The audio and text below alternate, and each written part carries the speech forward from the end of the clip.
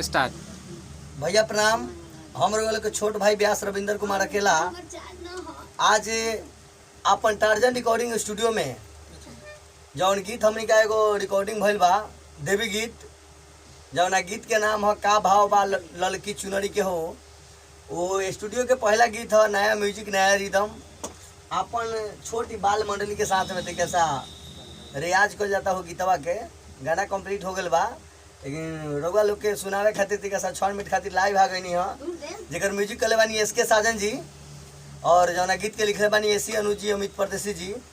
का बड़ भाई हमारे पैड प्लेयर रंजन जी बानी, बड़ भाई रंजन जी नाल प्लेयर, बिक्की बाबू जोड़ी और इनका सुधांशु बाबू जोड़ी पर संगत करतानी। राइटर साहब हमारे एसी अनुज जी और हम रउआ लोग के छोट भाई रविंदर कुमार अकेला जी और कैमरा कर रहल वाली भाई हमारे बड़ भाई एसके सजनवा जी। चलिए चलिए। अमित भैया अभी नहीं खन समय तो उनको के रउआ लोग के सामने लाए जाए। आइड वाले को सुनाई तनी है गीतवा के।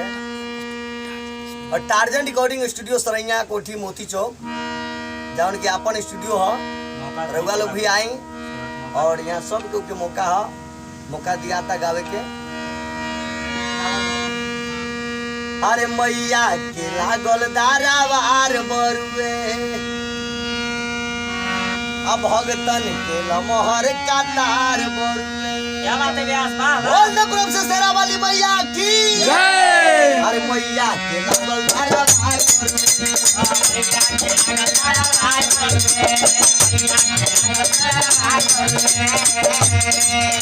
अब भगतन के लमहर कातार बरुए।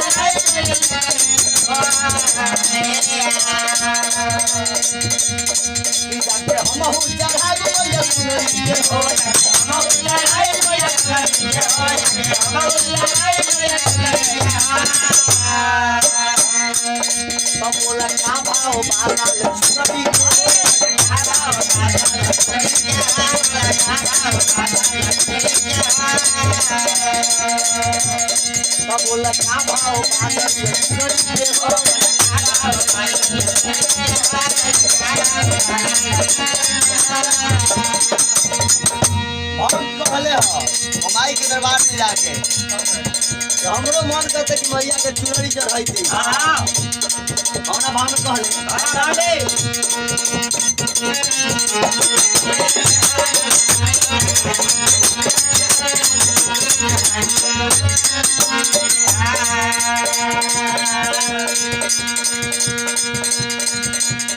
बड़ी सुंदर भाव में भौंक जाके महारानी से गुहार के कहते का कहता हो ये सब के धागा में मोती से तो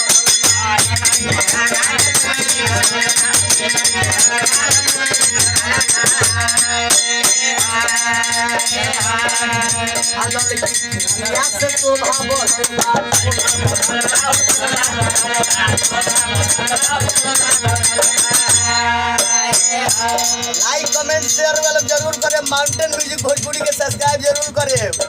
रविंदर अकेलवा के गाना जरूर यही चैनलवा से आई। क्या बात है बा?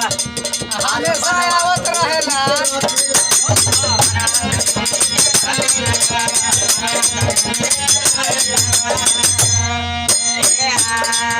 अरे ये समैया के चले लागल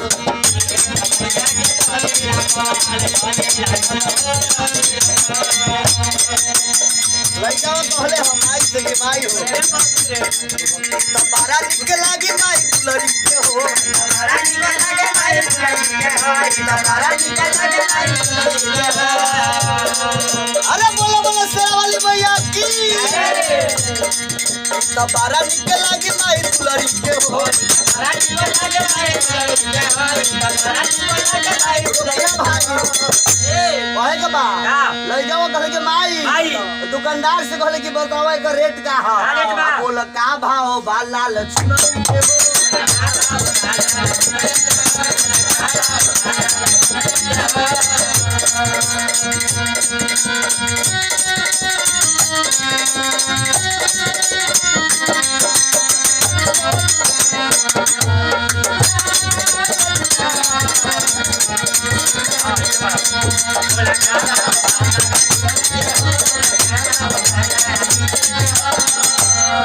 लड़कवा कहले है दुकानदार से का कहले कि माई जब घरे आई है तो माई खातिर ढेर व्यवस्था कर गए।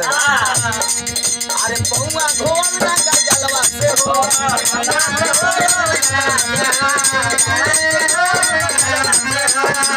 लड़कवा कहले माई से कौना भाव में कहता पौवा धोब गंगा जलवा से हो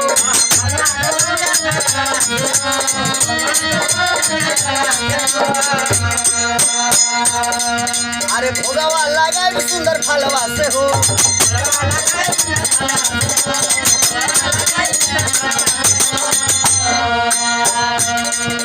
स्वागत में ओढ़ो के फूल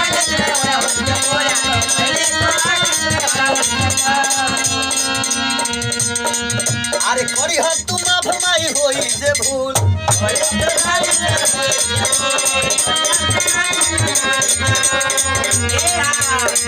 5S म्यूजिक के प्रस्तुति मोबाइल नंबर 8294833757।